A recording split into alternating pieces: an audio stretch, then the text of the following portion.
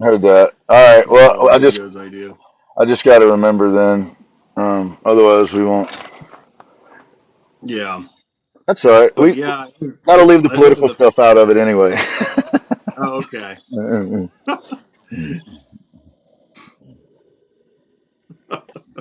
So do we move on to the other topics? Sure. Or we can revisit that quickly and have it on copy. Whatever you'd rather do, man. Oh, I don't care. Because like I said, we're living in a kind of a weird post-apocalyptic time period, and I see schools in shopping malls where movie theaters used to be. It's almost like a Philip K. Dick novel from the guy that wrote Blade Runner. Mm. Uh, it was called "Do Androids Dream of Electric Sheep," and everything becomes like about owning things. It's Yeah. very commercial, Yes. Yes. and to see churches turn into something else, or churches and shopping malls, and it's weird. It's a weird world. Hey, how about if I do a quick recap? You'll know what's Okay. coming. Then we got it on Yeah. copy, and then if you wanted to make any comment, you can make a comment, and then we roll on. And Oh, sure. in the future, I'll try to make sure to do that. But I don't want to hit any buttons because last time I actually recorded it, it only got like 3 minutes worth. Oh, so, okay. Yeah, yeah, yeah, so I'm yeah. not going to touch anything at this point. So just kind of to reiterate a little bit, the point that we started out with was where do you get your inspiration from? And I was making the point that in my view, a good starting point, you want to start negative. If there's negative, I like to start with that and then work my way to positive. So I threw out there on the table that, take the current political environment over the last dozen years or 20 or 30 or pick however many. And there's something, you watch somebody come through your screen, through your feed, and their name is literally a politician's name. And it's hard for me to take those people seriously. Yeah. In part because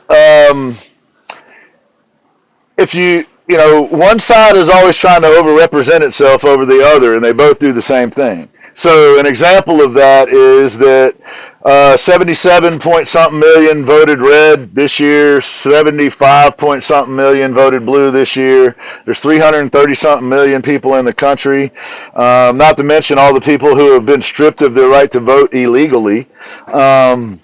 That could vote. So only about a little less than 64% of people voted in this last election, for example.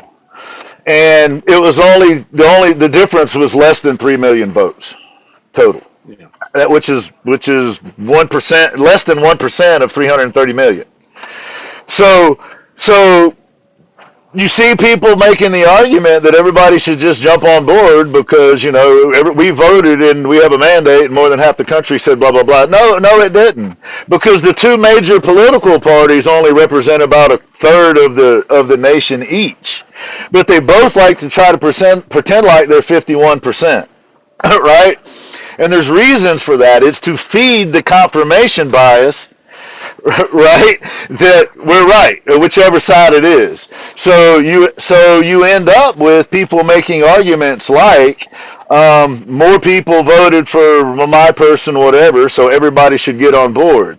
And they don't understand why people won't get on board with that. And the reason people don't get on board with that is because there's a whole other group of us that don't identify with either one of those teams, Well, right?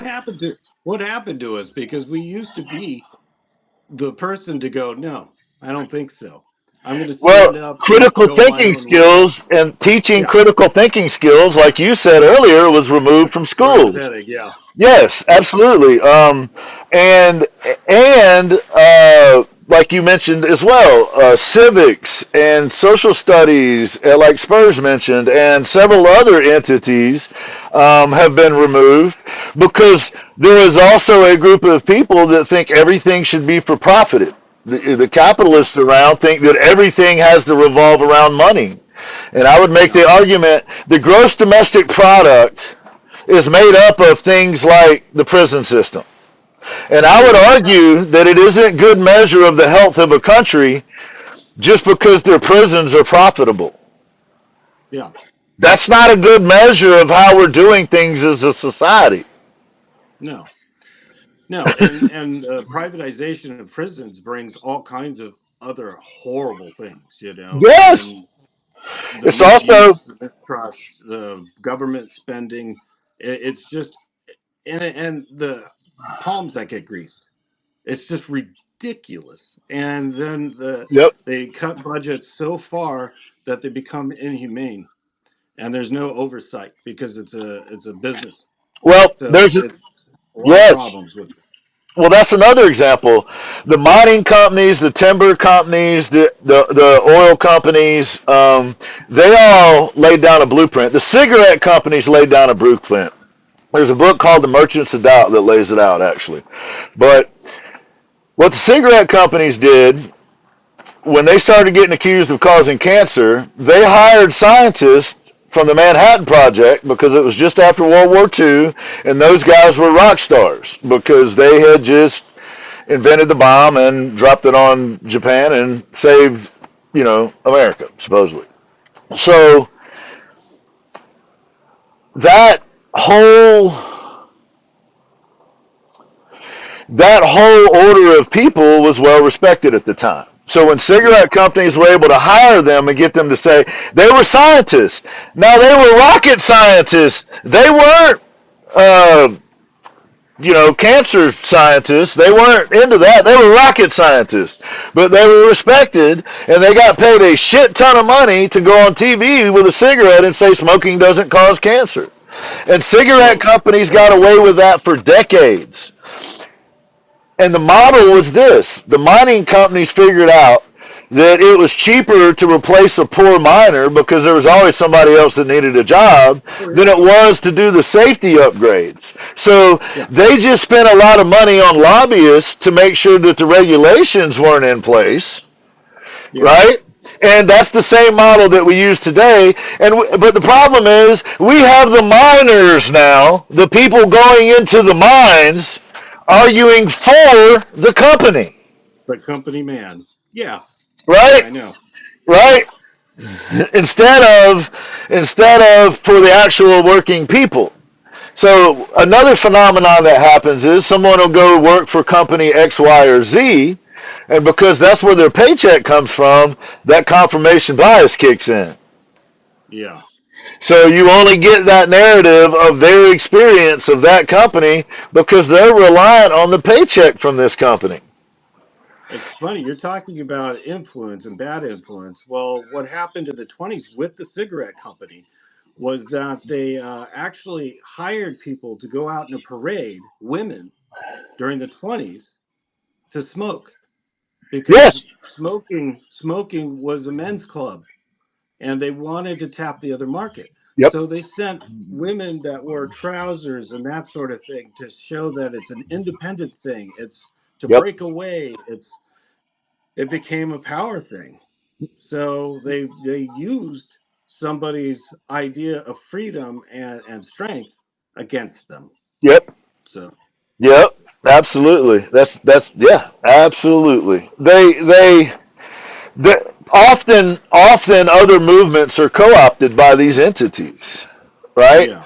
What and as you gain influence and as you gain wealth or as you gain power, it's funny how these people arrive in your life. Yeah. All of a sudden they're around. They got Hey, shit to how's it going? say. Yeah. Yeah. But And yeah, Spurs, you're right about banned books. you're right, Banned Spurs. books with Vonnegut's on it because of Slaughterhouse Five, which teaches you the horrors of World War II. I mean, how do you ban that? That was a horrible thing to happen, But we're and trying they're to like, cleanse World we War can. II. There's a whole group of people that don't want you to know that there were NAZIs in World War II. Yeah, I know, I know. Yeah, Um, it didn't happen. Yeah. Oh God, right. that makes my brain hurt. Yeah. Makes my brain hurt, man. Well, I mean, they're legit people that we know. There are people that we know on other platforms that we spend time around that don't think we've been to the moon, that think the Earth is literally flat. All right. There are people that you know and respect that believe that. Okay. Yeah. No. My father-in-law worked for the government to get people there, so I know it happened. So geez, and I can use my own critical thought and Yeah, understand what's going on, and you know yeah. it's ridiculous. I know why they hate the Diary of Anne Frank because it's an indictment of all of them. Yeah. That's why they don't like the Diary of Anne Frank is because it's an indictment of what we're talking about. Yeah. In part, there's more, but um, Oh yeah. I, it's funny though, man, because the people that it's sad. It's sad because I know people on disability, for example, that voted for the current administration. The current administration has said publicly that they would like to get rid of that program. Yeah. Yeah. They call them freeloaders and that sort of thing, which Yeah, is ridiculous. yeah, and they're friends of Ridiculous. ours that voted for the guy, Yeah.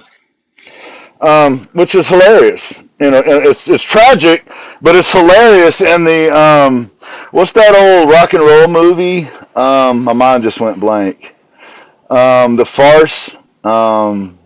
Uh, Spinal Tap. yes, Twisted Spinal Tap. yes, yes. It's like it's like believing that.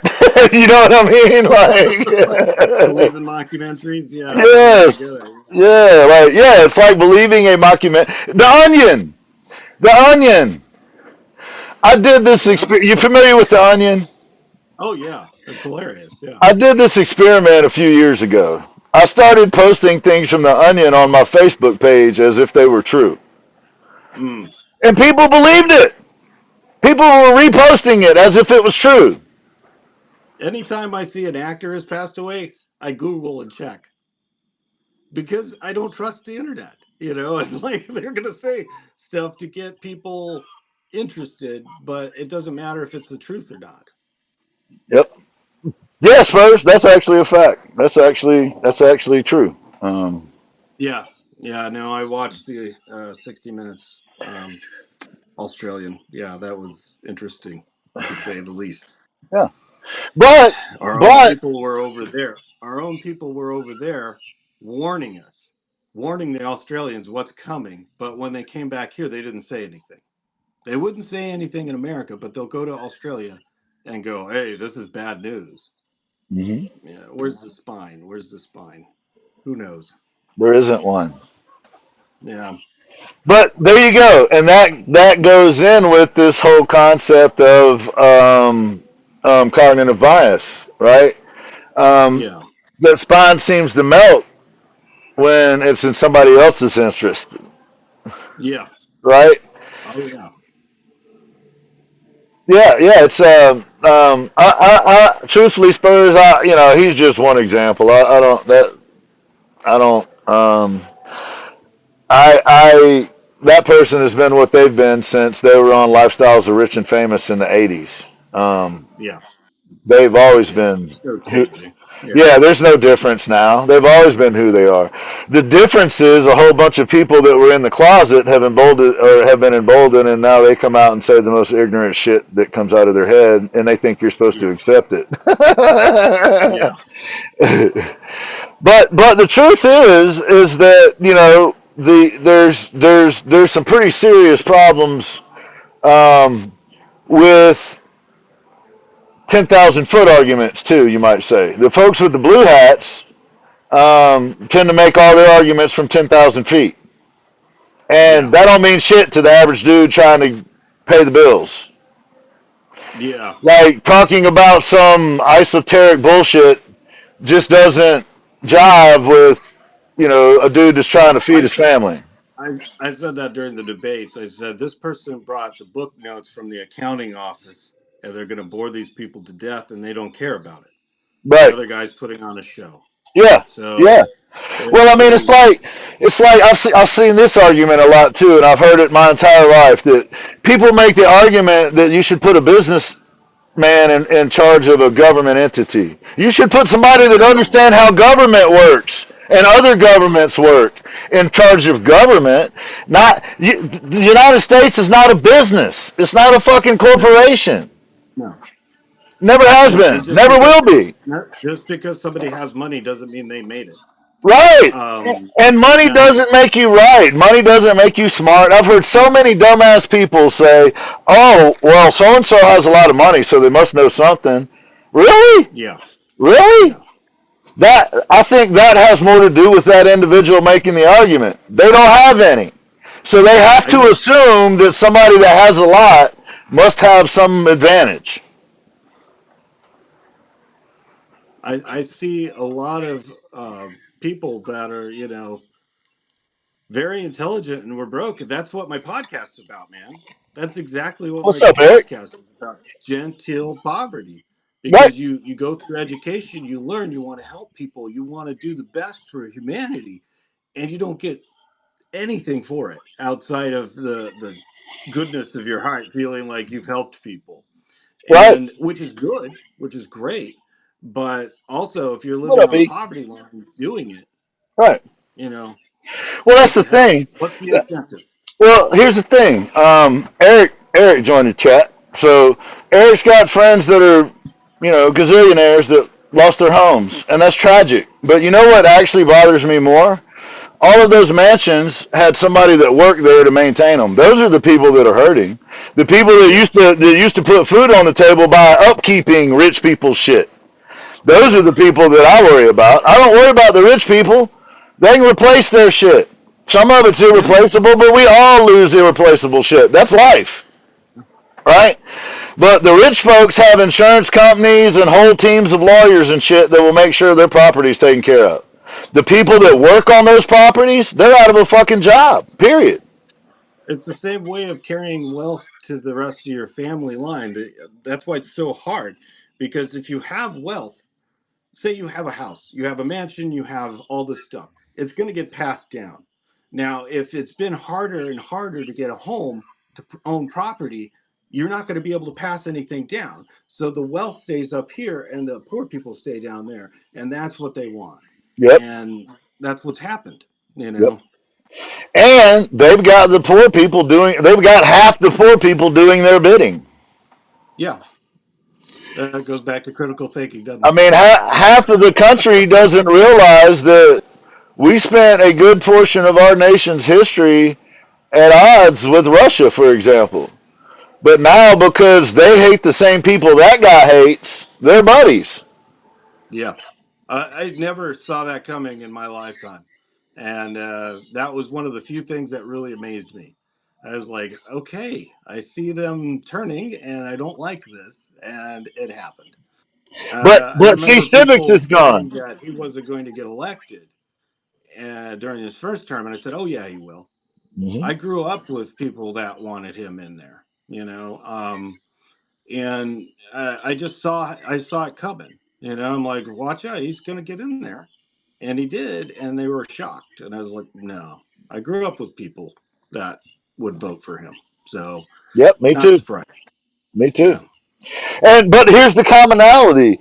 In my experience, anyway, the majority of those folks aren't the people that I go to when I want to make a tough decision, and that informs me. That tells me something, right? There are people in my life that I reach out to when I have a serious decision to make. None of those people are that person. I talked to my wife.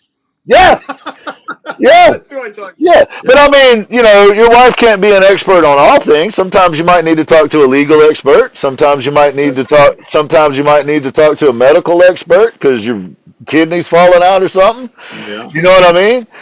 yeah, And yeah. You don't that go to the mechanic to fix your arm. right, right. Yeah, Right. When I was working on jet airplanes, I didn't do brain surgeries on the weekend to make extra money. yeah. You know what I'm saying? So that's the other thing. I've heard so many people say, "Oh, doctors don't know what they're talking about," and it's usually somebody that doesn't have an education. Yeah. Oh God, I'm so sick of hearing. I did my own research. People How that much do the research did you do? Did you Google? Because that's not enough. Did you find People peer-reviewed spend articles? lifetime. People have spent lifetimes studying this stuff, and they know a little more than Google. You know, Yeah. it's Well, a little bit of knowledge is dangerous. here, That's all I can. we've talked about this. Here's an example. I have over there, I have a banner of my name, which came out of the wheel well of an F-16. I also have one that was under the pilot's name. Yeah. So there was a few times when I'd go to air shows and stand there and have to talk to folks about the aircraft that literally I signed my name on and gave it to a pilot on the paperwork, and then they would fly it and come back and sign it back over to me. There wasn't a person on the flight line more knowledgeable about that aircraft than I was. And I would have people walk up to me and tell me all about the airplane. And every fucking thing they said was wrong. Yeah. Yeah, no, I have people come in and tell me about art all the time. I'm like, oh, okay. You know, it's like I've been an artist for 35 years. I know I don't know everything, but I know quite a lot, you know. And it's interesting because they go, well, I read a paper or I read an article or Okay, I let me saw see it. something on Let's TV. see it. Yeah, yeah, I'm it's down. I'll proof read is in it. the pudding. Let me check it out. I'll read it. And it never shows up. It never arrives. Or if it does, it's from some ridiculous ass source um, that, like, even the title of it has misspellings in it or some shit. You know So, what I so mean? it's not from Popular Mechanics or anything. I mean, it's crazy, man. So yeah, where we draw inspiration from is important, and Yeah, the positive places that I draw it from are people that are doing positive things. yeah, I literally look for people that do two things. I made this public. I look for people that are serious about what they do, whatever that is. Did they take some seriousness towards it? And they're willing to help other folks out along the way.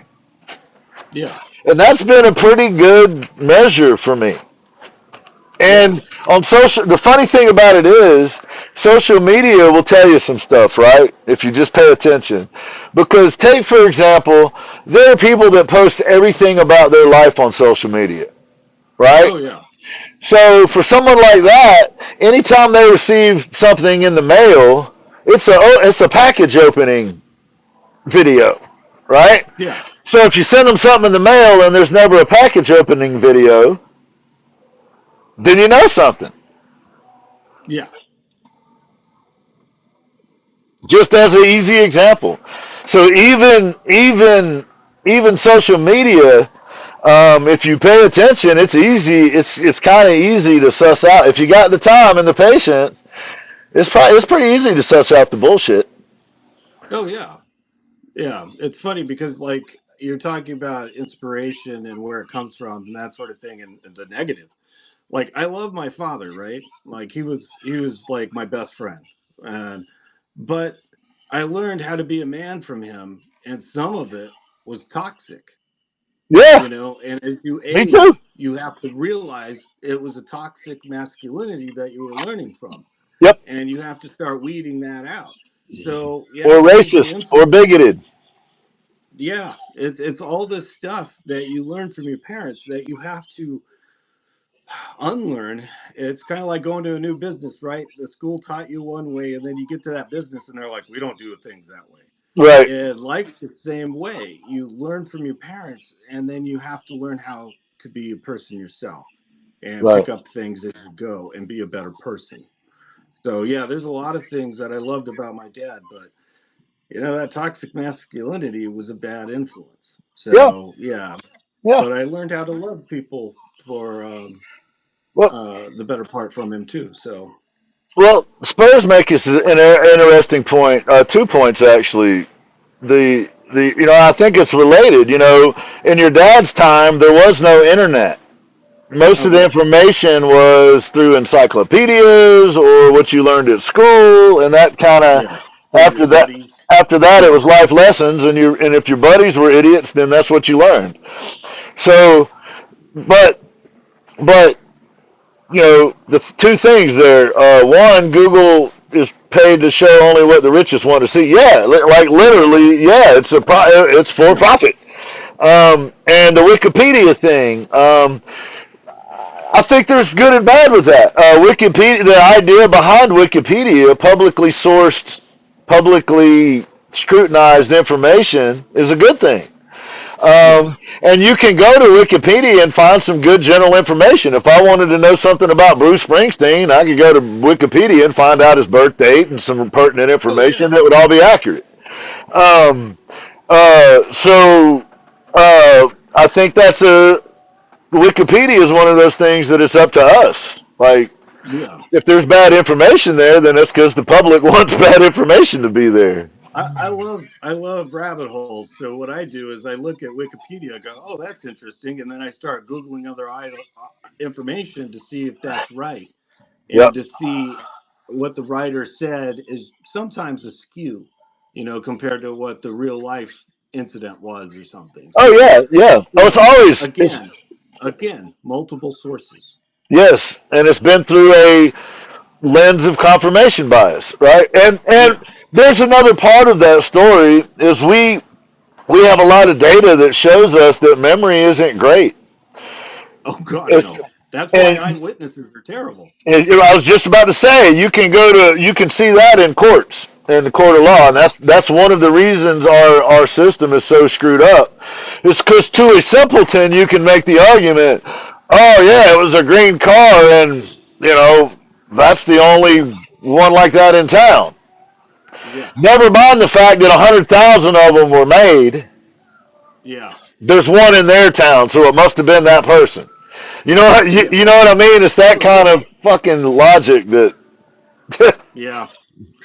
It's because they want to close the case really fast, so they go, okay, it's got to be that way. Path of least resistance is Well, what it is. or you see this phenomenon that happens a lot now is I see people bend over backwards making excuses for this current administration. And you know what I saw people do for the last administration? Bend over backwards making excuses. Yeah. So one side was complaining about the other side bending over backwards to make excuses for their guy, and then they got elected and started doing the same shit. It's Yeah. like and that's another thing that they've been able to use. The two political parties have been able to use that, right? Yeah. They've been able to basically kill good information because it didn't fit with whatever their narrative was, right? Yeah. Um, some people take it so far as to literally try to redraw a map with a Sharpie. I mean, that's not doing anything different than the other people do sometimes, but it's just a lot more No. obvious and a lot more egregious It's and a lot more it's hilarious. more on the nose. Yeah. Yeah. Pretty much. Yeah. Right. But Yeah. I've spent a good portion of my life growing up watching that same economy of excuses. And here's how it works, right? Um, you know, so and so's cousin, and let's say like, I don't want to call out anybody in my family specifically, but let's say like a mother and a cousin are talking, and the cousin, started a Mary Kay thing, and within a year owed Mary Kay a shit ton of money. And what happened was they ordered a bunch of product, got full of themselves, used a lot of the product, and then at the end of the year they owed money. And there was a litany of excuses of why they owed money. And the real cut and dry of it was, A, there wasn't a whole lot of time put into actually doing anything. Like putting on makeup and going to the mall and buying shit isn't advertising for your makeup company. Right? You know what I mean? Yeah. Like, did you talk to anybody about your makeup while you were at the mall? Well, no. Well, how was that relevant? Yeah. Yeah. And then the other person 3 years later decides that they're going to be better at it and they're not going to make that same mistake, but instead they go out to eat. Their solution isn't don't actually do the work. Their solution is Yeah. just a different kind. and that one don't work either. And then you hear them both having a conversation about how everybody else is fucked up. Yeah. Yeah. Right? That's it. And Yeah. you see that, but the thing about it is that phenomenon happens a lot with all of those things that prey on poor people, right? Oh yeah. Mary Kay Cosmetics is one of those things. I Yeah. hate to tell you, but in case you didn't know, but Tupperware was one, right? Remember Tupperware? There'd be big Tupperware Oh yeah. parties. Yeah. You know who ended up spending the most money at Tupperware parties? The people throwing the damn party, Party. Yeah. Oh yeah. and they never Yep. made shit. Nope. You know who was making something? The actual people making and selling the Tupperware. Tupperware. Yeah. The people selling Tupperware weren't making shit. Very few of them. No. Every once in a while, you'd see a pink Mary Kay Cadillac driving around. I Uh, remember. Yeah. but uh, but but if you actually talk to that person, you'd find out some things. Oh yeah. Yeah. Absolutely. Yeah, no, there's always somebody that wanted to take your money and con you into something. That's all there is to it. Yeah, And yeah, and and it's the idea of, and this is what I said before, like well, I don't know if I talked to you about this, but the power of hope can be weaponized oh, absolutely. It is right because now. you're preying on somebody hoping they could be better or they'll be lifted up. So Well, you use that on them to bring them into the fold and go, you're helping us, but you're helping yourself more because we have your best interest in it, yep, and they have to believe it because they're in the mud. yeah, So you need to believe that to move forward. yep, yep. And um, the truth is, the majority of people don't like accountability, and the majority of people don't like um, having to work through something. Like, Yeah. I think, for example, let me put that in a different way. You and I were talking last night about we enjoy the challenge of our work. We enjoy the challenge of our art, right? Like Yes. part of the fun is you got to kind of figure out how to make things work. Yeah. Um, so if you're not sincerely and truly interested in figuring out how to make things work, you probably don't want to build guitars or furniture. Yeah. Right? If you do, you want to use some screws. You don't want to do joinery. You don't want to be putting the stuff together with joinery, and you're using pine and oak. You know what I mean? Like Joinery. Oh yeah, yeah. Joinery is hard, people. That's all I could say. it's I just, did it, but woo, but you have to consider the expansion and contraction rates of the different types of wood. And if the yeah, specific gravities are too far apart, it's going to rip itself apart over the seasons. No matter how much shellac you put on it, that wood still takes on and releases moisture. yeah, That's the reality. And I know people who have been making stuff for a long time, and when I'm dead and gone, it won't matter, but their stuff won't last. It won't. It will yeah. literally rip itself apart. It's kind of like when you work on a painting, you need to do the best groundwork you can do because because you have to prime, you have to make sure the base is good because if you're putting stuff over it and it's not good, it'll crack over time, it'll peel over time, and you have to know how to layer the paint. Fat over lean is what we always say when we're oil painting.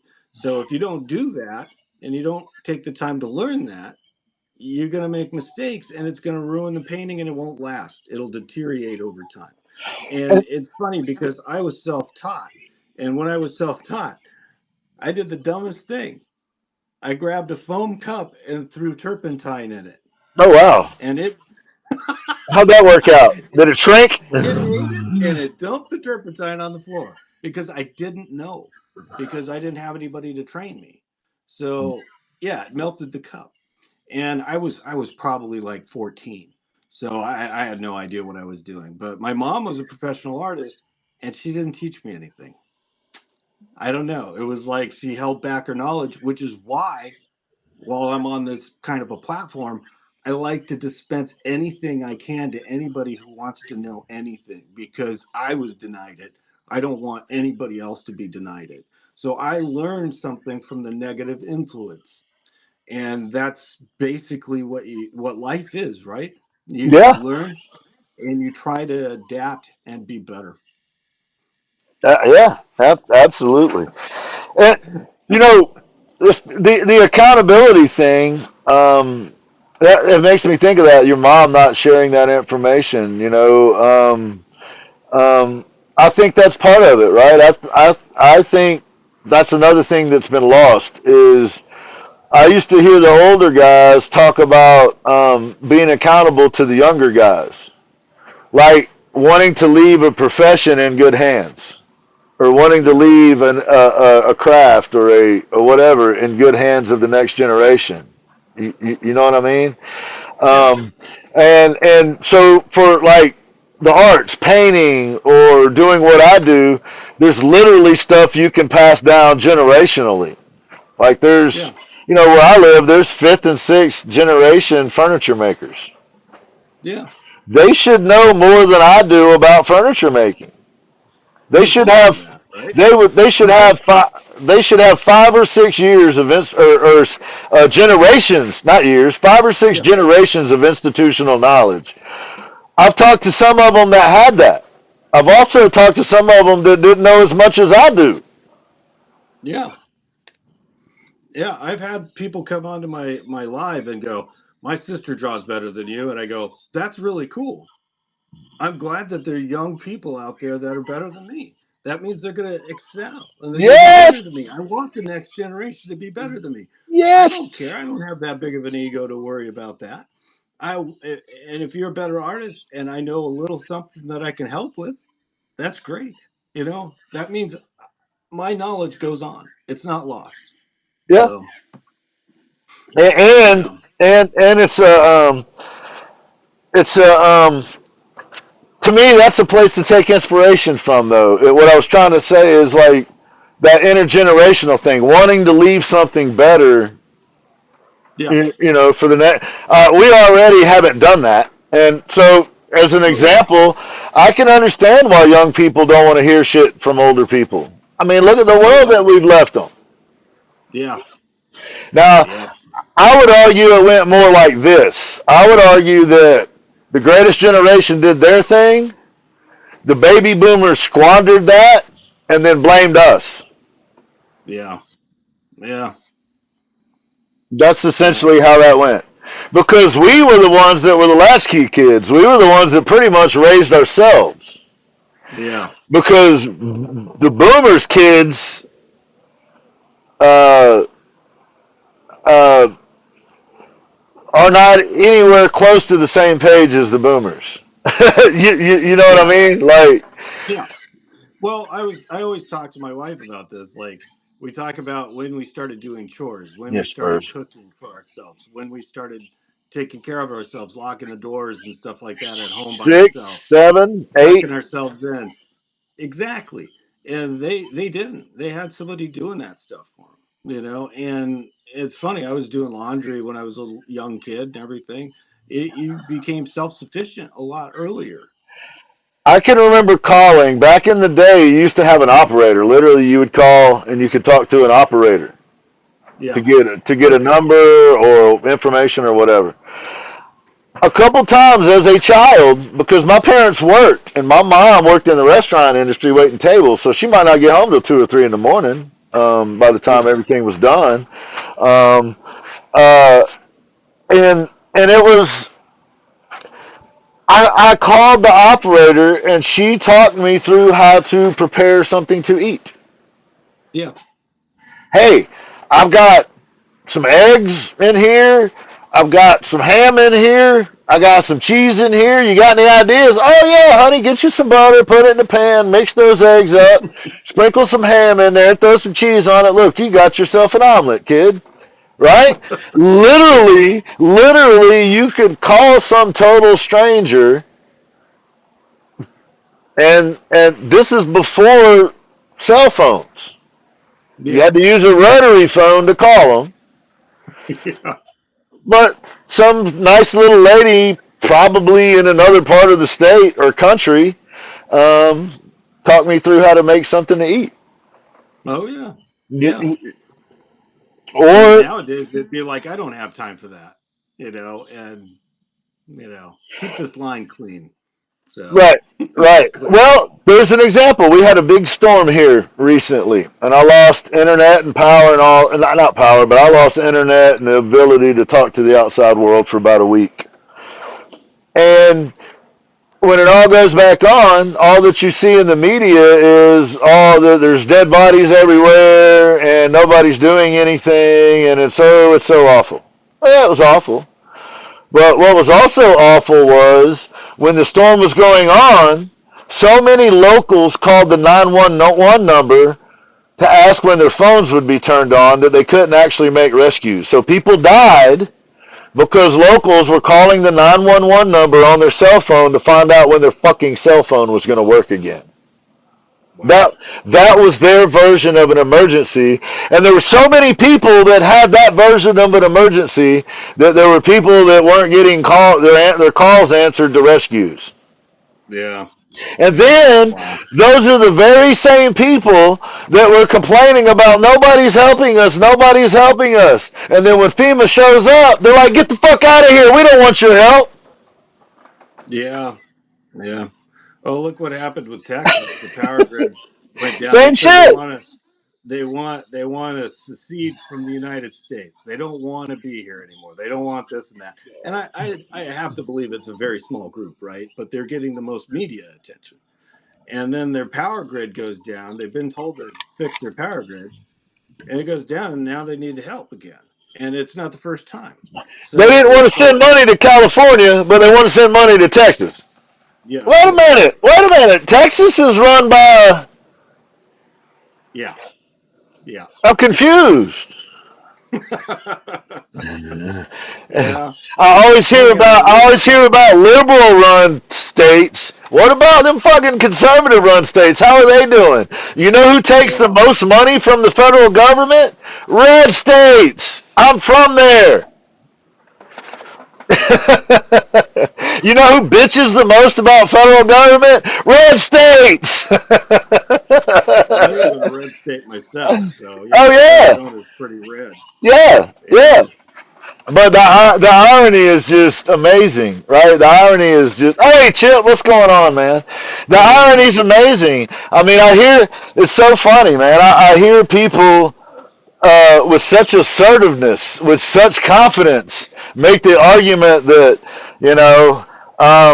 our guy is right. Well, that's another example. There are people right now currently talking about how bad the last 4 years was.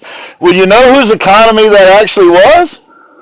Yeah. Because economies don't just turn when the elections happen. Right. So it's just the irony upon layers of buying the bullshit.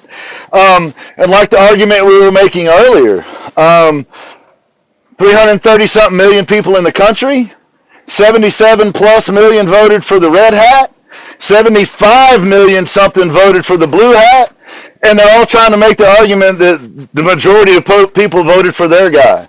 They only make up a third of the country. The red hats make up a third of the country. They try to pretend like they're half the country. The blue hats make up a third of the country.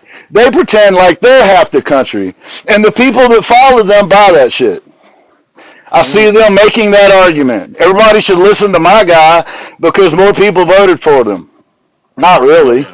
Maybe 2 million out of 330 million is less than 1%. I had a buddy that voted for Trump. Yeah, I got a lot of buddies that did. And he's very much like, well, you believe everything Biden said. I'm like, no. I don't believe in any one politician. But they assume they're not a god. They work for us. And if he's doing something wrong, I don't abide it. Just kind of like how he was incapacitated, and they hid that. I don't agree with that.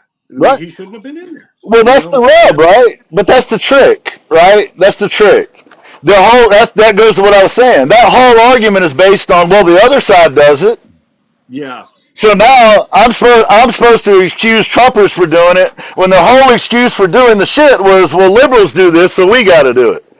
Well, I think you're both fucked up for doing it in the first place. That's how I feel. so, That's how I so feel. that's the other phenomenon, right? Trump supporters all think that if you don't agree with them, you must be a Democrat, which is fucking hilarious, right? Yeah. Like they don't have enough foresight to realize, no, a whole bunch of people disagree with your ass. Like you Yeah. just don't see Yeah. that because you live in a fucking loop.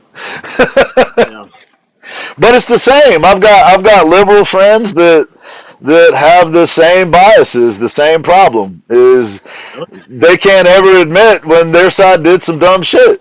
What's frustrating yeah. for me is both sides do incredibly dumb shit and then pretend like it's the other side's fault. Every Or damn and I time. can't have a conversation with them about it because if you're talking to a Trumper and you don't agree with the Trumper, then you're automatically lumped in with you must be one of those over there. Or if you're talking to somebody with a blue hat on and you make any kind of criticism of their argument, well, oh my God, the pearls come out, right?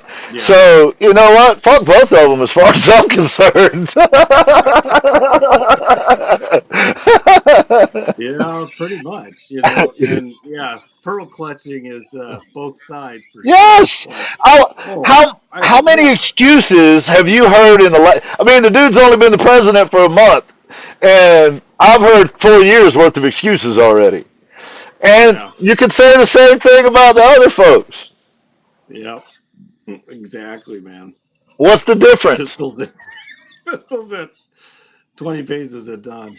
The thing about it is, Spurs, I'm going to show up to that competent. I'm going to show up sober and well practiced. Whoever else shows up better have their shit together. That's all I'm going to say. Abraham Lincoln was challenged to a duel, and he said clubs because he gets to pick the weapon. And the guy went, "No, that's okay." Clubs. He was like 6'8". Yeah, 6'8". He wanted to work on the rails. Yeah, the dude was built. Yeah. Right. We'll use clubs. No, that's okay. I'm out. Yeah. So. It's a shame though, like we were saying earlier, man. I had my daddy, my stepdaddy was diabetic, which meant he was on disability, and I watched people on disability vote for Republicans. Blows my mind, but whatever. You know what I mean? And then Yeah. I watch people that are into arts and stuff like that, or into uh, like I don't know, arts is the wrong way to put it, but people are into things that are independent. Like you got to kind of be able to do it on your own, Yeah. and then they throw all their support behind a political entity. You're no longer doing shit on your own. Yeah. Yep. Like I don't get it. So, Yeah. there are some obvious flaws in people's logic. I would say, you know, when I had my practice. This just happens to be the case. But when I had my practice, Bush Jr. Was elected to office, and on their platform, they said, "Hey, we're going to make a bunch of cuts to Medicaid, Medicare, all that kind of shit." And I had a client whose son had cerebral palsy, and he was a pastor. And so he was diehard 100%, always red hat. And I told him, I was like, well, look, I just want you to understand, Mike, if your guy gets elected, that's cool, whatever.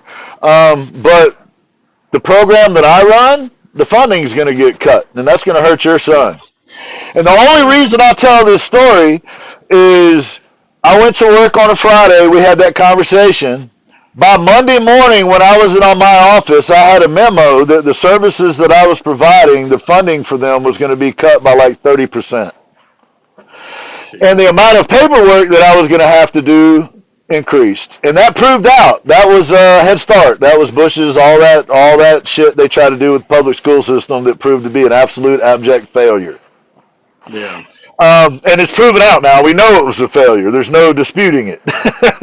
Yeah. but Yeah. but Mike came in Monday morning. Now this is the early 2000s. Mike comes in Monday morning with this distraught look on his face. Now I'm like, hey man, what's up? What's something up with the client? Um, he said, I just saw where they cut the funding, and I was like, yeah, they said they were going to do that. Yeah. And his Yeah. response to me was, well, I thought that was just a campaign promise. I didn't think they were really going to do that. Well, that was like the campaign promise last time when they were rounding up and getting rid of illegals, and this woman had voted for it, and then her husband got taken away, and Yeah, her thing was, well, he's one of the good ones. Like what?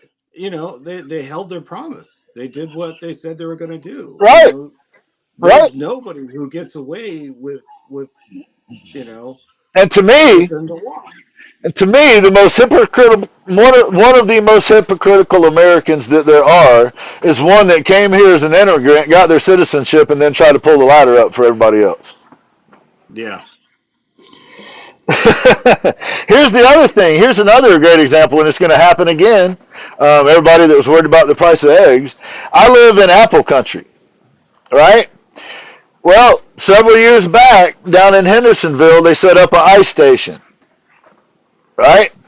That year, when it was time to harvest the apples, none of the migrant workers came up here to harvest apples. Yeah. There were ads in the paper. There were ads in the paper for these jobs to pick Yeah. these apples. Not a single white person whose supposedly job was being taken by the immigrants showed up to pick apples. Not a Yeah. single one. Not one. Yeah. You know what happened to the apples? They laid on the ground and rotted. You know what the farmers did? Yeah. The farmers that hate the federal government, they put requisitions into the federal government to get paid for their crops because there were crop loss programs in the federal government for that fucking reason. Well, look at what they did with the immigration about not having the tech jobs. They wanted they wanted those jobs, and now they're like, no, no, we need immigrants to come in for those jobs, the high paying jobs. Because So nobody is it's competent. yeah, it's like you have to get the best, right? And that means searching all over the world. And you should be able to. At this point in time, I would have thought we could all get along in this country, but I was proven wrong. No, So no. it's ridiculous. Well, it's not profitable for rich people if we get along. That's the other game. That's the other game that's being played is I don't think Yeah. people understand the true disparity. I don't think people really realize how much rich people act. When I talk about rich people, if you got a couple $1 million, you're not rich. I hate to tell you this. That's not a rich person. If you've got $10 million, you're not a rich person. I'm talking about the kind of money that people have that have more than gross domestic products of most countries, of most Yeah. states, They have to buy super yachts every year as just a so that tax they can get write-off. the breaks and stuff. Yeah. Yep. Yeah, like here's another argument that has made it frustrates me, man. This argument has been made against poor people for so long that poor people now make this argument. Rich people will talk about dollar amounts of how much they pay in taxes. Yeah. They'll say, so and so paid 4 billion in taxes last year, right? So you shut up with your 30,000 in taxes, or with your 5,000 in taxes, or your whatever in taxes, right? Yeah. Like like the idea that because one person pays more in taxes, they should have more of a voice in our country than someone who doesn't pay as much in taxes Yeah. is fucking ridiculous. It's comical. Yeah. Well, it's basically what I talked about. I touched on this a couple of weeks ago, I think, You're right, about Spurley. the French Revolution, that we're teetering on the edge of repeating the French Revolution, because what had happened was the very rich, the bourgeois, Yeah. um, Let they me had take. all the money, She didn't actually say that. and then the churches had all the money. And somebody went to them that was in the court and went, if we just paid a little taxes, we could save our country. And they ran him out of town. He had to leave. And then it boiled over, and the French people rose up and took down the bourgeoisie. Yep. And that's where we're at. We're heading there. And Yep. it's, I hate to sound like an alarmist, but we're there. You know, All we got. we're What I'm advocating for is peaceful revolution. Um, yeah. and I'm not Oh, trying to cut. I'm we not can't trying to cut do people's what heads they, off. no, we can't do what they did anyway. Look at what they were armed with, and look at what our government's armed with. There's no way. Yeah, there's no. It has to be a peaceful revolution. There's well, no other way to do it. well, I would differ in that opinion, but um, um, yes, you make a good argument in that these militia folks running around in the woods need to go look at a C-130 gunship or an A-10 or Exactly. something like that. Exactly. Yeah. Your little dancing around in the woods and your gravy seal shit ain't really going to do much, to be honest with you. Yeah. So I get where you're coming from on that. On the other hand, targeted strikes can be very effective. Oh Um, yeah, guerrilla warfare is what won the American Revolution. I'm arguing more. This guy that took out the CEO of a Luigi. Yeah. Luigi. You don't need too many Luigis before shit starts changing. When Yeah. CEOs and congressmen and people of power start feeling like they're in danger, shit changes. Well, look what happened overnight. That happened. They worried for a day, and then the guy that took charge went business as usual, and we're going to crack down harder. I Money talks, Yeah. and they'll put up with a couple people getting cracked. You Hey, know, it's the it's mining companies all over again. It's cheaper to replace a CEO than it is to change the way things are done. It's no exactly. different for them. Yeah. They just have It's nicer just an coffins. opportunity to move up. Yep. And they just got nicer coffins. Yeah, that's exactly. But there's a definite cognitive dissonance is the other thing that there's the confirmation bias, but then there's this cognitive dissonance like you were talking about. Oh well, that don't apply to me. He isn't talking about me or she isn't talking about me. Well, no, actually Yeah. they are talking about you. Yeah. Um, and it's funny, I live near, and I know this involves you. I live near the Eastern Band. You're Western, but I live right outside the reservation of the Eastern Band of Cherokee Nation, Yeah. and they're a sovereign nation. They do what they want over there, and um, they have all kinds of programming um, in place to try to help their population of folks. Oh yeah. They all get a cut from the casino. They have really good systems in place. And a lot of that gets squandered. A lot of kids graduate at 18. They get their $200,000 stipend to buy an $80,000 truck that they don't need, and within a couple of years, they're broke. Yep. Um, so other people take that and they use it for their education, and they end up going on and doing wonderful, great things. So the other problem that we have is everybody wants to use the most extreme example from either side as the be all end all. You know what I Yeah. mean? Like, uh, I look. There's been research done on this subject. It would literally be cheaper just to write everybody a check in this country than to put forth some of the tax proposals that have been put forth over the last few decades. It would have literally been cheaper just to write everybody a check and let them do what they want with their own money, which is what they say that they're advocating for. But when they write the check, it's like $1,700 or $300 or $800. Yeah. That's not generationally changing wealth, right? No. That isn't. So you got poor people that defend tax breaks so that rich people can give their multi-million-dollar properties to their kids without having to take a ding on taxes. Yeah, it's funny. Spurs said then they become despondent and a burden on society, which is Yes. Hey, interesting Severed. because the despondency. Um, I think I've told you this before. This is statistic, but the money's probably changed because of the increase of it.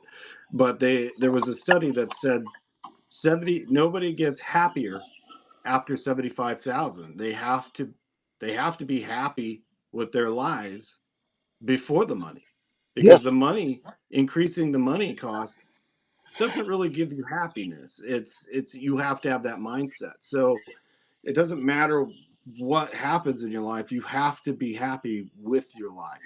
Eh, So it Yes. covered. Finances have a point of diminishing returns. Always. Exactly. Yeah. Yep. And here's the funny thing is, on that point, most people aren't able to tell you what number that would be No. because they don't even know their own budget. They don't even, like, people complain about their financial circumstance, but then you sit down and ask them, how much is your water bill? How much is your electric bill? How much is your whatever? And they can't fucking tell you. Yeah. Yeah. I don't know how you budget your finances out if you don't know how much your You have bills no are. idea. Oh yeah. Yeah, But it's living dangerously to me. but it goes back to this factor of people don't want to put in the work, and that takes work. It's easier to complain. It's easier to say, "Oh, whoever's in charge messed everything up for me," which is so ironic when you see the other group come in. They're like, "Oh, everything's better now." So I heard over the last 8 years, my experience has been one group hearing about how awful it was, the other group saying, "Oh, it's better now." And then the other group takes over and talks about how awful the 4 years prior were, and then it's all better now. And you know what? Yeah. Shit ain't changed in my world much. Yeah. Just the dumbass arguments that people are making have changed. Well, it's kind of like what they. My wife researched World War II. She did intergenerational responses to the Holocaust was her paper. And one of the things you learn about war, the banality of evil and all that stuff. Um, One of the things you learn is, even though there's a war going on, you still go to work Yeah. every day. People forgot we were at war for how many years? Yes. It didn't change my daily life. It sounds awful, but it didn't. You know, and that's what it is. The people just keep living. That's all there is to it. Yep. And I don't want to get into the Well, here's banality of there's two evil and things. everything, but There's there's there's two things there. I, having served in the military, it was my way out. Like it was a yeah, way to get out of the life that was destined for me. Um, and it's mostly poor people that fight the wars. There's exceptions, exactly. but Yeah, the reality is the fact that I lived in a country as wealthy as it is, and my best option to get an education was to go overseas and put my life at risk is pretty fucked yeah, up. yeah, exactly. If you just, I mean, that's what I meant by writing the checks. If we would just educate everybody as far as they wanted to get educated in whatever they wanted to get educated in, that would be cheaper than the people that make the argument, oh, well, people are getting degrees in women's studies. So fucking what? There's It's 330 kind of million people. 10,000 yeah. got one in women's studies. Who gives a shit? It's a rounding error. It's funny though, because one of the things that we've done away with, you're talking about generational knowledge. One of the things we've done away with is journeyman. Right, We don't have things like that anymore. Not everybody has to have a master's degree to do right. something. We need We should have welders, more. We carpenters. should, yeah, yeah. We should have more things in place where you learn as you go along in a business, Yeah, and they just don't exist anymore because they cost too much money to the businesses. I, And that's a shame, because we're missing out on a lot of good electricians, a lot of good plumbers, a lot of good welders. Like my dad was a welder. I mean, yeah, there's things I would have liked to learn, yeah. cabinet building, that sort of thing. That would have been awesome when I was a kid, but those weren't options for me. Right, right. Yeah, right on, Spur. Right on, Severed. Right on. Yeah. Yeah, I agree, Severed. You know, the thing about it is it's funny. I was making an economic point earlier. It's funny because the capitalists want to put a economic reason on everything. But when you Yeah. flip that around and give them a good economic reason why, the reality is this: it would literally be cheaper to write everybody in the country a check for whatever it would cost for their education. Yeah. And we would Yeah. be better off for it because there's a whole lot of data that shows the more educated your population is, the more resources Yes. you have available to you to use the resources that are available within your country. Yes. Like Yeah. we got people that have cell phones that have right in their hands more information than we had in all of the Yeah. Oh. encyclopedias that we had growing up. Oh yeah. And they Yeah. don't know shit. Absolutely. Yeah. Well, it's yeah, I know. I hear about students all the time not using Google to problem solve and that sort of thing. So, and they grew up with it, so it's almost like passe to them. Whereas Right. for us, it's like this miracle thing. Oh my God, I could look up how to build this. I could look up how to fix that. I could look up how to, you know, whatever it is. For us, it's really useful because you're Mm. right. We used to have to go to the library, dig through books, stacks of books, just to But learn something.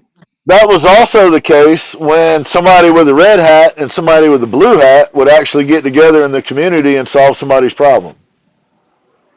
Yeah. Now they're more interested in making political points against the other person than actually fixing shit. For example, this might piss some folks off, but I'm 53 years old. I've been hearing people bitch about a various border or that various border my entire life. You know, the funny thing about it is they're still making money on that complaint. They're still drawing in Yeah. millions and millions and millions of dollars into their political campaigns by not solving the problem. The reason that Well, problem isn't solved is it's not profitable for them to solve it.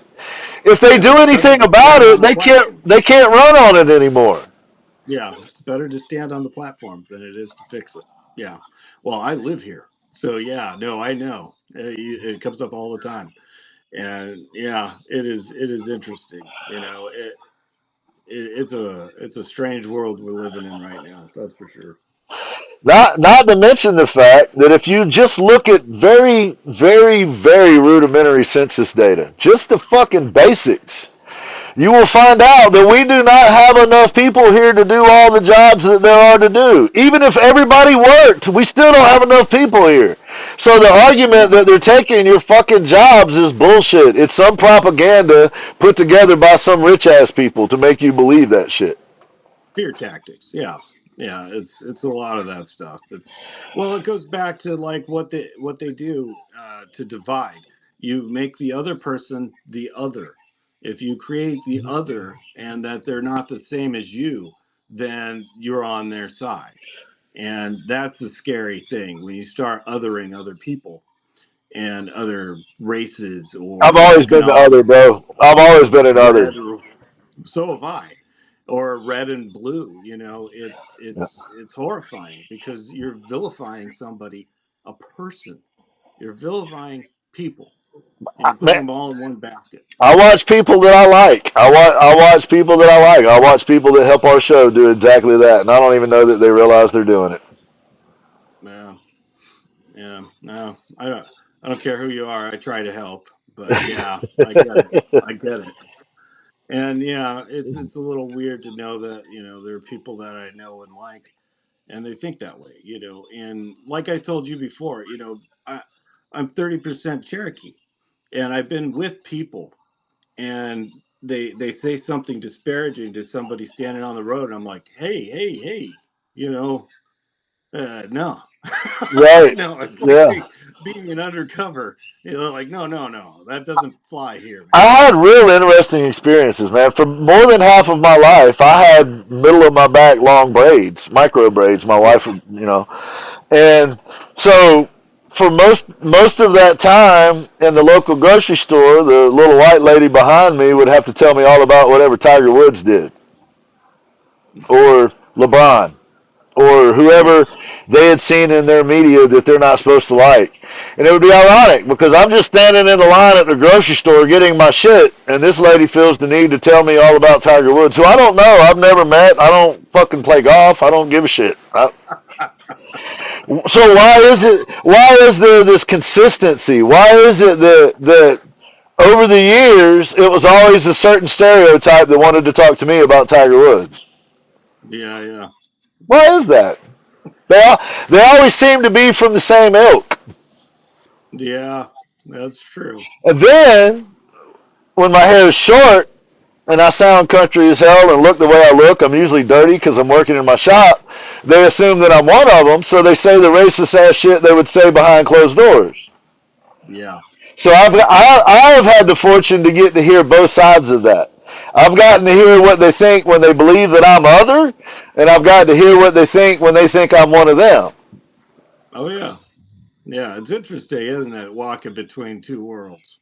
It's a strange phenomenon. My wife has watched people clutch their purses when we get on elevators, or watch people when I'd go in a store follow me around and watch me to make sure I wasn't going to steal something. Oh, I had the same thing. Like I told you before, I had my hair down to the middle of my back. Look, I, I guess I looked unfriendly. I don't know, but maybe it's because of the long hair. They just kind of went, "Oh no, no, no!" Get away from me, or they go to the other side. You know, it happens. Yes. Oh, I'm sure, Spurs. Oh, I'm sure. Yeah, yeah, absolutely.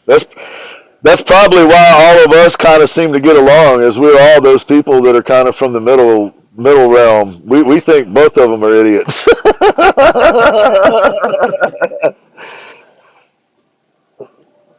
Yeah, Mm. me too, Sever. Me too. About half my family called me the N word, so um, you know, it's the afro that they didn't like. My afro is sexy. I don't care.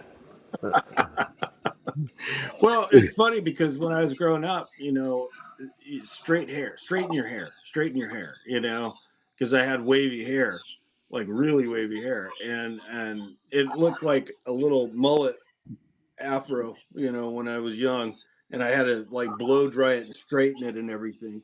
And now I go, I'm gonna enhance this shit. I don't fucking care, I spray it and make sure the curls come out because, fuck True, it. true story, man. As a kid, they would take me to get a perm to relax my hair because it was so Yeah, frizzy and so out there that if you put a perm in it, it actually kind of it was more of a straightener than anything. they'd lay it down. Yeah. My mother, I remember as a child, no bullshit. I remember as a little guy watching my mom lay a towel down on the ironing board on top of her hair, and she would literally iron her hair straight. Yeah. Little water bottle, spray the towel, and then steam her hair straight. Yeah. My dad, I don't want to bag on religion or anything because everybody's allowed to Oh, please believe what they do. believe. Why not? We bag on everybody. I'm But when kidding. my dad was growing up, he was dirt poor too. He was lucky to have a house, and he was at home, and their family barely had any food.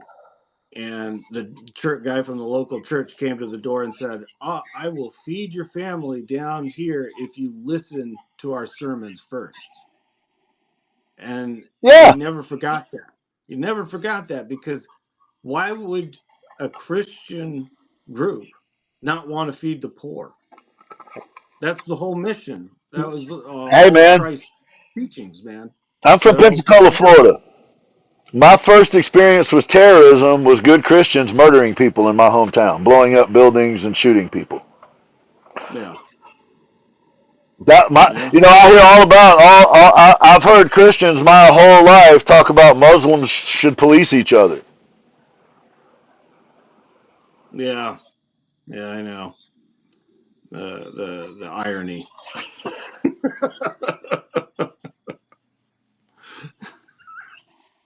I know, man. I know. But so probably we have managed to offend everybody tonight. Yeah. Um, if we did it right.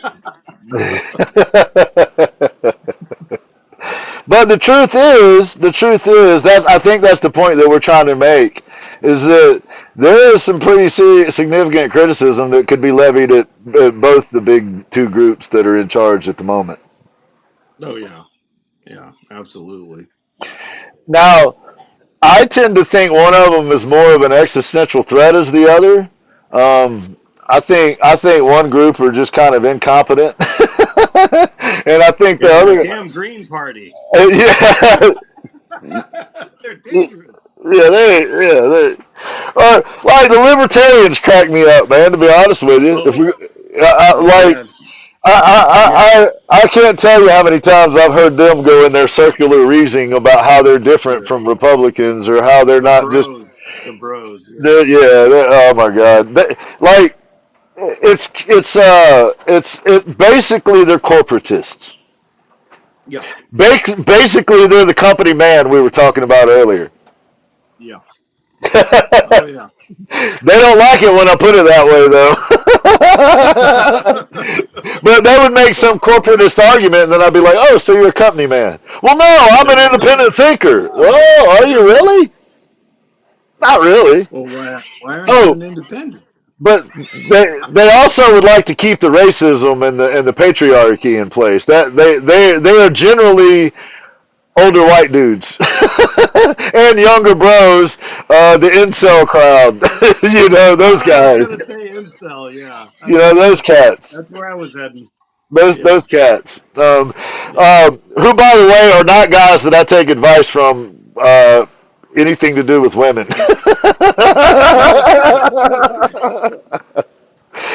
It's weird though.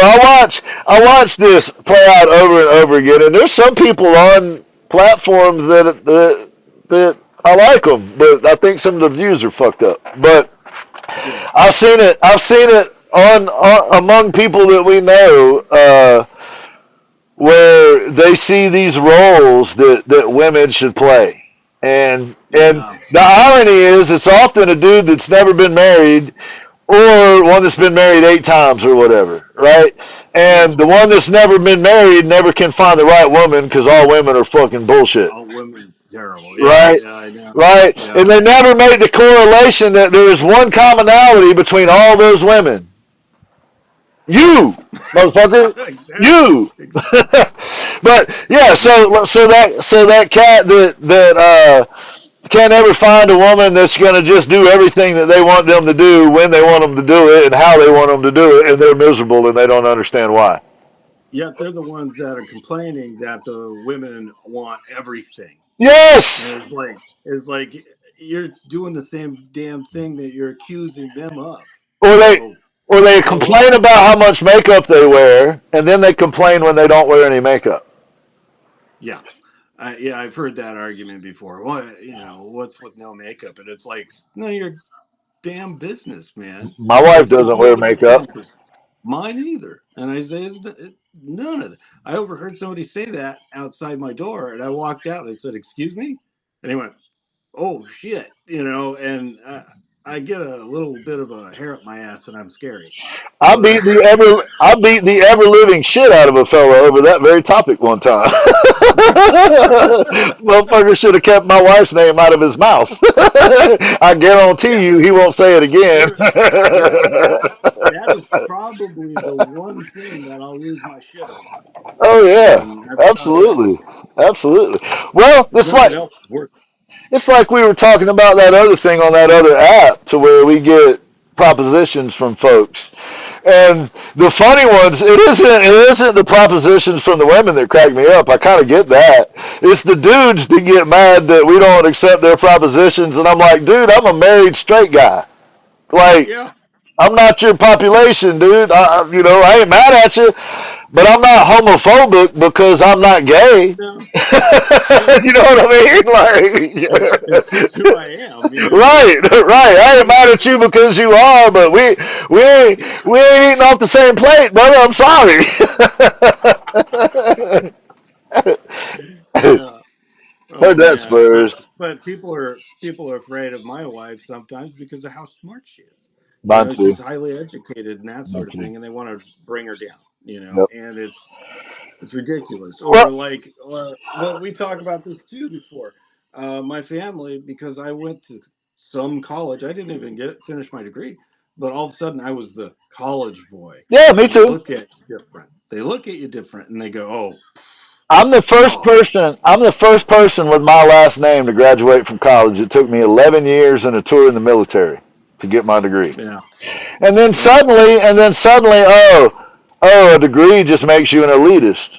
Well, here's the weird thing. Here's the weird thing. I used to work on aircraft, and after I got done with my training, I knew more about working on aircraft than I did before I did my training. yeah. So if you haven't been trained to work on an aircraft, you probably don't know as much about working on one as I have. That's a fucking Yeah, reality. that's a fact. Yeah, And some people just aren't able to accept the fact that there are areas that they aren't experts in. yeah. It's funny because there's a short story. Isaac Asimov. He's a sci-fi writer. I don't know if you know. Yeah, I do know and that name.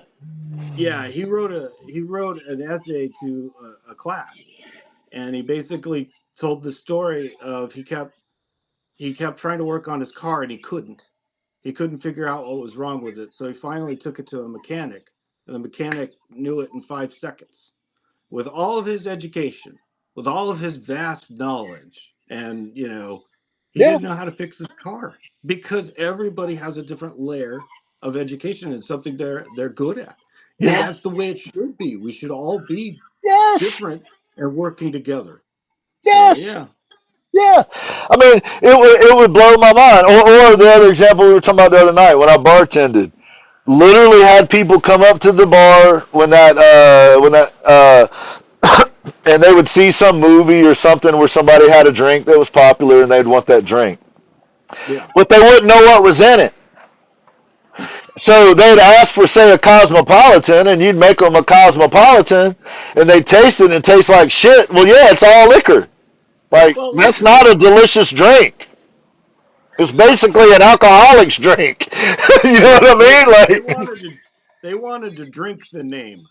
That's what they yes. wanted. They Well, wanted to drink the name. I saw this dude not long ago, man, and he was, you know how some folks always are mad at somebody or another, right?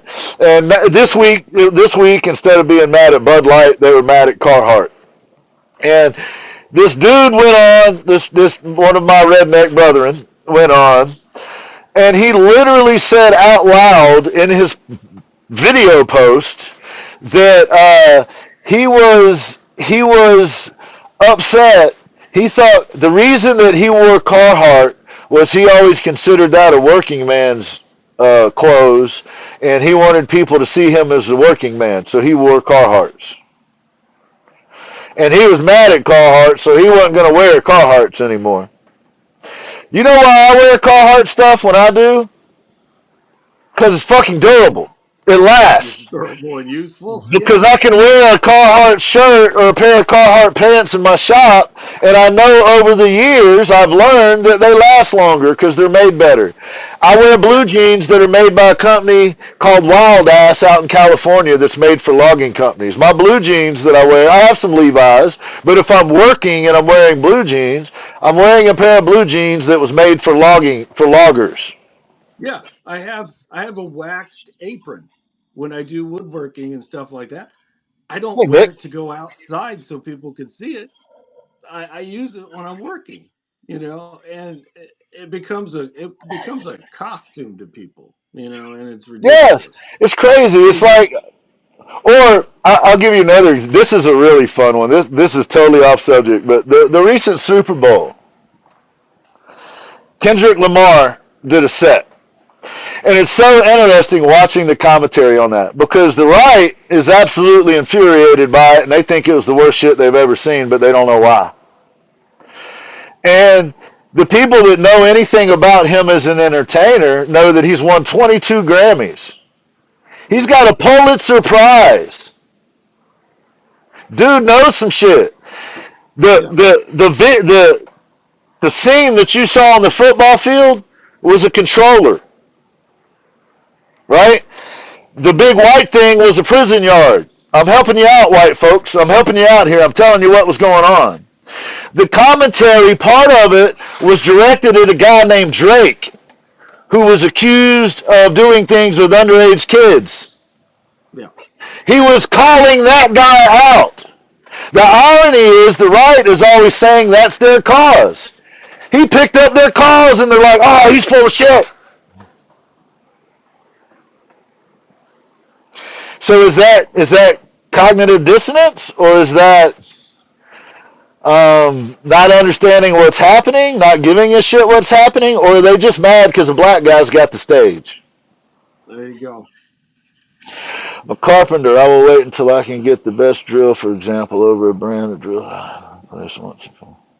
Yes, heard that, Yeah. Nick. Well, when I started I'm a woodworker by trade. I've built furniture for the last 14 years, and the last few I've started building instruments. But I had a slightly different approach because I was on a budget. I would sometimes what I would do is I would get the least expensive version of a tool, and then I would use that until I figured out like what I actually needed in a quality tool. Like, I bought like a little $120 surface joiner until I found out what I really needed, which was a $120 surface joiner. You know what I mean? In other Yeah. instances, I had a Craftsman, table saw. I now have a stop saw, which has a cartridge in it, and Yeah. it'll Yeah. drop the blade down and all that shit. Yep. Save your I, hand. I Yeah. bought it used.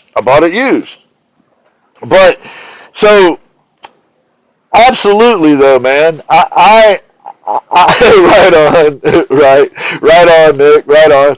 But so I had like a balance there of trying to figure out like if I didn't know what I really needed, then I might get the cheaper version and then use that up.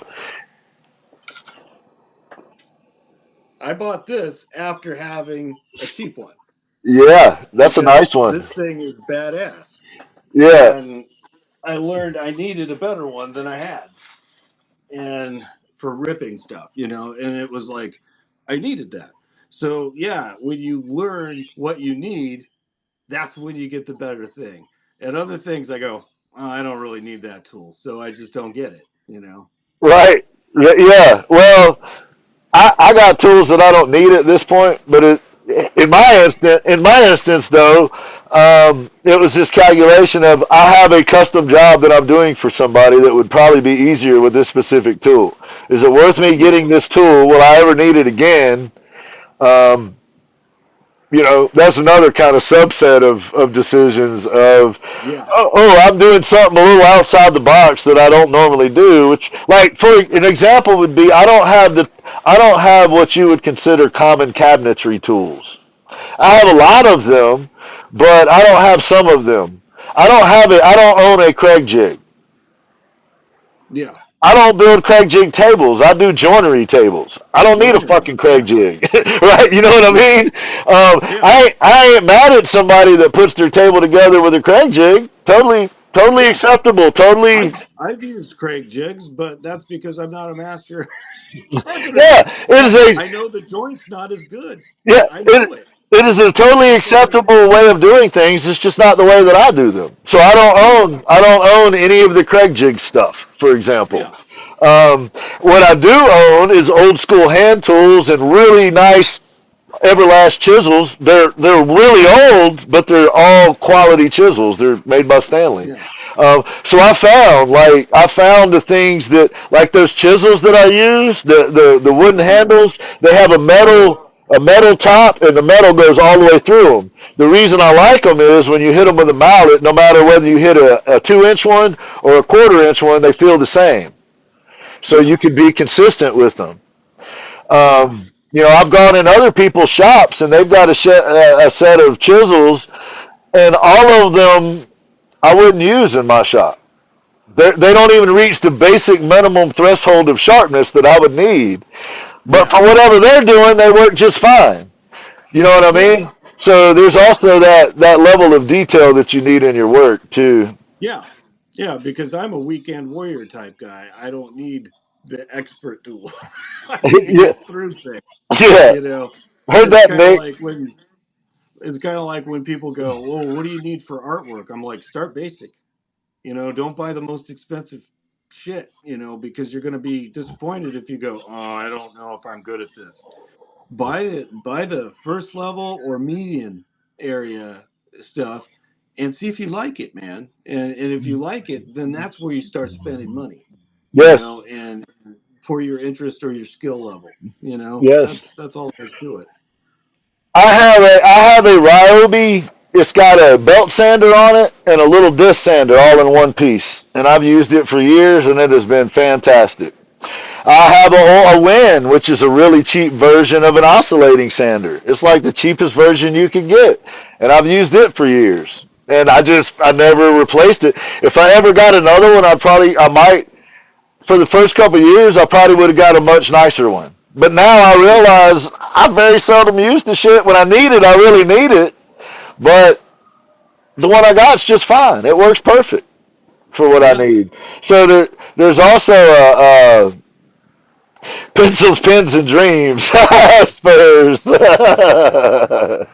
But yeah, Nick, I'm with you, man. I'm with you. It's a balance of trying to find, and what that's another thing, right? The average working guy is at a disadvantage Yeah. because if you're a big ass company, the stuff you buy is cheaper. Yeah. Your raw materials, your resources are cheaper because you generally buy in bulk. Um, Oh, yeah. if you're a guitar maker, you can buy a minimum order from say Seymour Duncan and become one of their vendors, so to speak, and you Yeah. pay about 40% less for pickups. The catch is you got to buy 10 sets of them.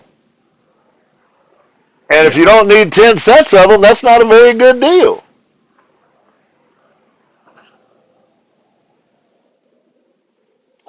Heard that, Spurs. Heard that. So yeah, Oh man, man. we never even did get to the actual who actually influences or what actually influences. I kind of took it, but I think that's the conversation we normally have, right? I mean, the obvious people: my dad, my grandpa, my mom, my wife, Staff Sergeant Khalif Brown, a couple professors that I had, maybe one teacher that I had in all of my school years. You know what I mean? Uh, Yeah. Mostly my inspiration comes from people like you, Ash, people like Spurs and Severed and Nick, Chip, who was in here, and, the folks that, that's where the inspiration comes from for the most part for me. My DNA is in cartoons. So any Warner Brothers cartoon is what made this today. So Heard that's where that. I come from. That's my DNA right there. It's I might polish it and go, oh, I have a Camus quote, or oh, I have a Vonnegut quote, or I have uh, it's nice, but really, I'm still that like little kid watching the cartoons and watching the faces and the how things move and all the color and everything, and going, Yes. this stuff's awesome, Thank you, Nick. and oh, thanks, Nick. And that's where I get my inspiration from. A lot of people, you're right, say, "Oh, my mom, my dad, my wife, my professor, or my instructor, or whatever." Of course, yeah, I draw inspiration from them, of Yeah. course, Yeah. but yeah, and this goes back to the Generation X thing. They sat us in front of a TV and went, "Here you go, kid," and they walked away. So I took something from it. And there were three I channels. Well, Yeah, yeah, four. three Four with channels. PBS. PBS was the fourth, right? If you were lucky enough to have a local PBS station, you got a fourth channel. Oh yeah, yeah, yeah. And I learned from watching Right on, Chuck Nick. Jones, Tex Avery, Friz Freeling, all those guys that did all those cartoons with all those expressions, all that movement. That's what I go back to every time I'm bored. I just cartoon. That's why I love drawing that little mouse guy with the guitar the other day. It's who I am I at love my that core. dude. I love that It's who man. I am at my core, man. And Yeah. I could rip off names like Klimt, Frazetta, Brian Froud, John Singer Sargent. Those guys, of course, influenced me. but still not as much at my core as the damn cartoons I grew up watching. So, it's you pick up things as you go along, but what really gets you going is for me it's the damn cartoons in the morning on Saturdays. Right, right. I love it. Yeah, I used to, man. That was the thing. You'd get up and watch your Saturday morning cartoons, then you'd haul ass outside and be gone till the light came on outside the street Yeah. light. Then you had to be home. Yeah, But pretty that was much. only for a check-in. Come home, eat supper, check in, and then we'll see. It was negotiable from there, Yeah, pretty depending on what was much. going on. Pretty much, man.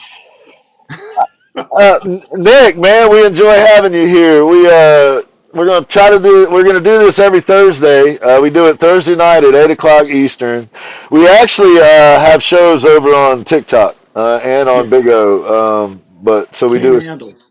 Same handles. You can also find a lot of the interviews that I've done with artists and musicians and all of that over on YouTube. There's quite a few of the interviews I've done over the past year over there. If you're interested, there's a whole bunch of different people that have been interviewed, artists and musicians and content creators and All right, man. Yeah, 33. Yeah.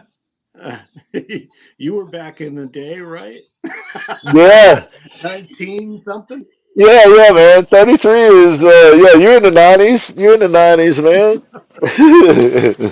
But well, the thing about it is I don't know.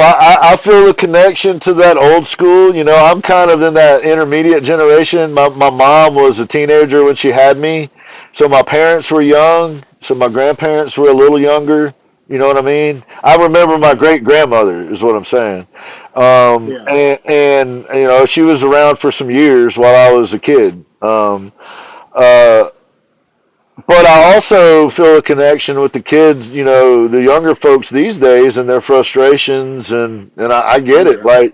Like I get the argument of, why the hell would we listen to anybody over 30 or over Yeah. 40 or whatever? Because I mean, look at what they're getting dealt. Look at the hand they're getting dealt. Do you think it's because we didn't have kids? Maybe that we were able to stay with that kind of mindset? Is that Probably possibly part of it? part of it. Yeah. Part of it. Yeah. Part of it because we're married to professionals too, which puts us in a different economic range. Yeah. I mean, Okay. I no longer have to worry. I have been at places in my life where I didn't know where my next meal was coming from or where I was going to sleep, Same. and I haven't had to worry about that in decades. Yeah. And that might be part of it too. You know what I mean? Yeah, my dad was the silent generation. So he was like 10 years older than my mom. I heard And that. my mom was a boomer. So, it's like just like he was a little more stern and quiet, than like the baby boomers. So, April of 1992 is when I came home from my tour overseas. Spurs, for context. I was 20 years old. No, in '92 actually. Uh, I was 21 years old. That's the year that I turned 21 anyway. When I got home in April, I wasn't yet 21. April 4th. Ah, right on. Heard that. I came home like April 27th or 24th or something like that from a 2 years overseas tour in that April of '92. 78. Heard that, Spurs.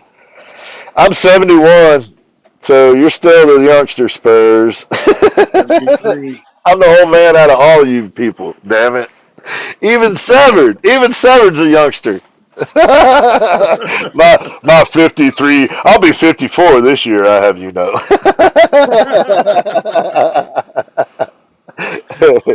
But there is a generational thing there.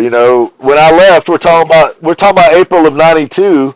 When I left there, they were putting in computers in the shop that I worked in that you would be able to order aircraft parts on. When I left, we were still ordering parts writing on carbon paper, 5 layers of carbon paper. You'd have to press down real hard to order every part, every nut, every bolt, every damn part you had to order, you had to fill out one of those. And after I left, You type in a few things and it shows up in your shop. When I was over there, my wife and I, we weren't married at the time. We were still together though. But I would call every Sunday because that was the cheapest day to call, and it would take about a third of my paycheck for a 30-minute call. And when I left in April, by May, you could talk to someone in the United States on real time and see them on the computer, see them face to face for free. So technology on one hand is a game changer, right? What we were talking about earlier, it levels the field. It levels the playing field for people that are rural, that don't have access, or that have a variety of disabilities, or whatever it may be. It is a leveler, but it is also a way to keep people subjugated. Yeah, absolutely. So, um, personally, I try to avoid the propaganda from any particular direction. I find some of Yeah. it a little more egregious and a little more in your face than others. But I literally don't feel represented Oh, I don't. Yeah, no. and haven't for Well, decades. yeah. Yeah, exactly. Well, like we talked about being black sheep and that sort of thing. That's kind of how I feel. Like I'm an outlier. I don't fit in the mold. I'm what I am, I guess. But Yeah. yeah, I agree. So I feel like they've just used each other as an excuse to do awful shit. Like, Yeah, pretty much. like the right always is like, liberal this or liberal that, and it's their excuse for why they're doing whatever awful shit that they're doing. And then the side on the left is conservative this or conservative that, and this is why we have to do what we do. And it's the same shit. It's doing inexcusable things because the other side does them. Yeah. Yep. I don't get it. So Yeah, anyway, man.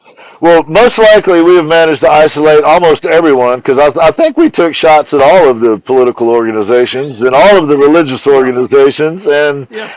and I stand by every word.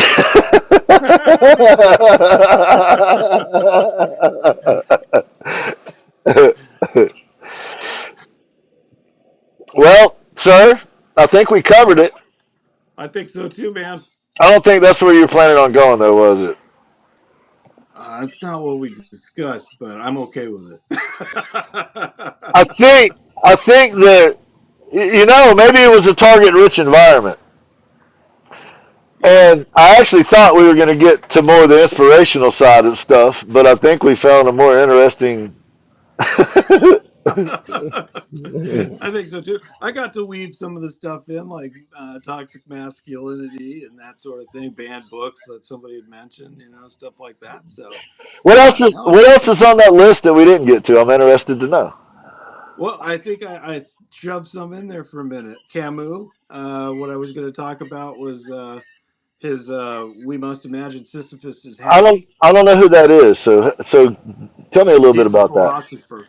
Yeah, Okay. he's just have to imagine Sisyphus is happy is what I say on my podcast because you got to be happy with the work you're doing.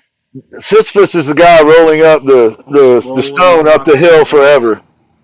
comes back down, rolls it back up the next day, and you got to imagine that guy happy. Um, Vonnegut's quote of "We're living in, you know, the amber of the moment," and basically, here's where we are, and everything we do is this moment, and we have to make it count. So, and just talked about general stuff after that, and I threw my cartoon stuff in there. So yeah, I got stuff in, Right on. baked it in there. Damn professional, aren't you?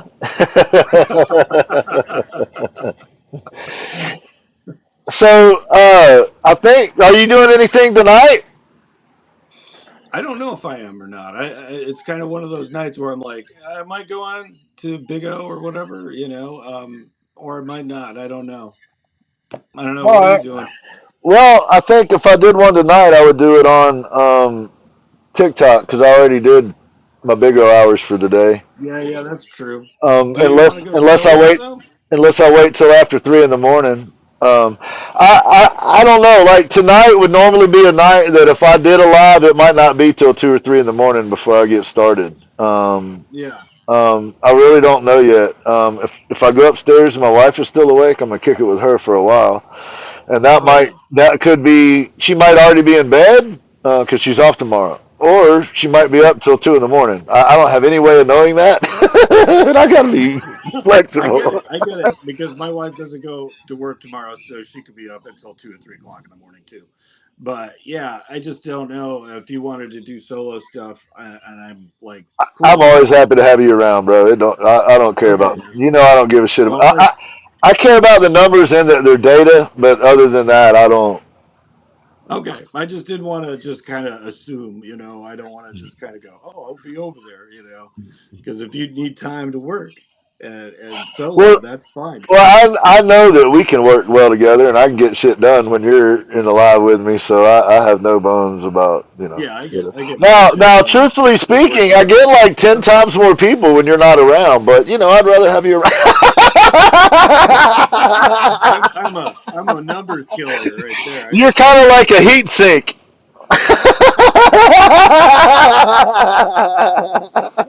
To put it in soldering terms, you're a heat sink, man. You're a real heat sink. yeah.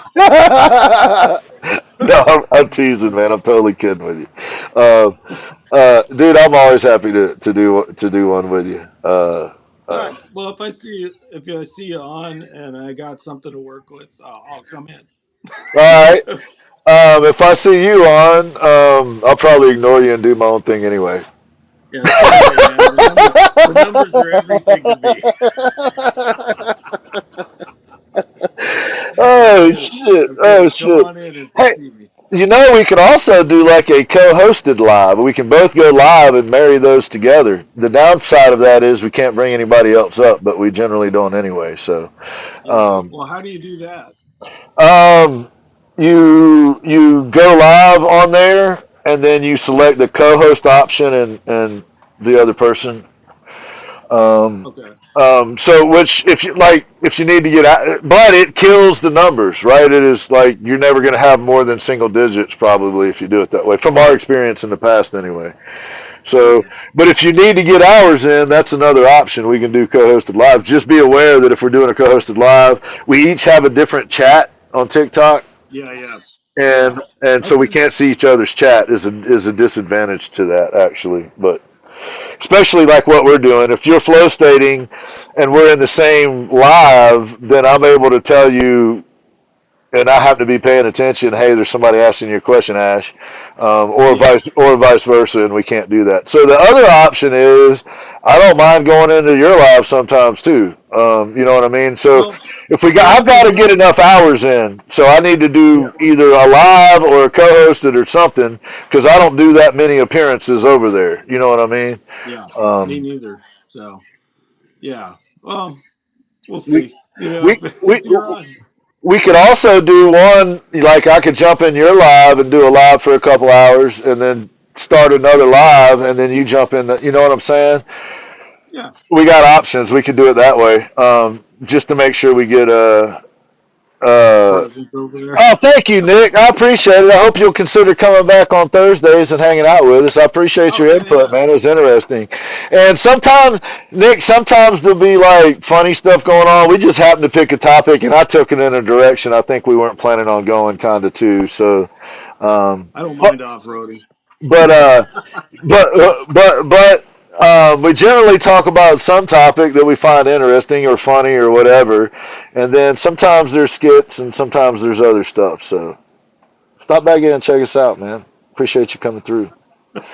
Spurs and Severed, and I believe Chip might have left. He might have. I don't want to Yeah. hear this shit. Um, but for those that came in, we appreciate you hanging out. Thanks for stopping through. Good to see everybody. I'll probably be doing something later tonight. over on the talkers. But thank you, Nick. But I don't know exactly what time. So Yeah, I'll probably head in too, but I won't know either. I I think we're in heard the same that. boat. Our wives are hanging out, and we got our I'll send priorities. I'll send you a text. I'll send you a text when I know, and then that Okay. may settle it. You know, if I'm ready to go before you, or vice versa, or whatever, then that kind of Yeah, yeah. Whoever. Yeah, that's fine. whoever's on. Eric, good to see you, my brother. I hope you're doing okay over there. Um, thanks for stopping in. Please take care of yourself out there, man. I hope you're doing all right. Everybody else that stopped in, thank you. Appreciate you. Hope we didn't offend you too much. We're just trying to kind of argue things from a whole bunch of different points. And you take care, Nick. Cool. Yeah. Have a good one, Nick. Thank you, everybody. Appreciate it. It's awesome getting to talk like this occasionally. Yeah, I agree. Ashman has a All right, show man. called Genteel Poverty that is a podcast. You can catch it anytime on any platform. If it has a podcast on it, you can catch Ashman over there. He also has a show on Wednesday nights over on the TikToks. Ashman's Basic Art Show. That's going to be at 6 Eastern or 4 Mountain Time. It is well worth your time to go catch Ashman. And sometimes you can catch him. I won't even be there bugging him. You can just have him all to yourself sometimes. So Tuesday nights, the Again That's what Project everybody show. tells. Yeah. Yeah, right. Tuesday night show is the Gin Project show, 9 o'clock Eastern time, and on Saturdays I usually do a show in the afternoon at 4 Eastern with Severed Art. So stop in and check us out. Good night, everybody. Appreciate y'all. All right. See you in a little bit. All right, brother. I got something to post anyway. It's still recording, so Yeah. All right, later, man. man. Bye, Good night. everybody. Thank you.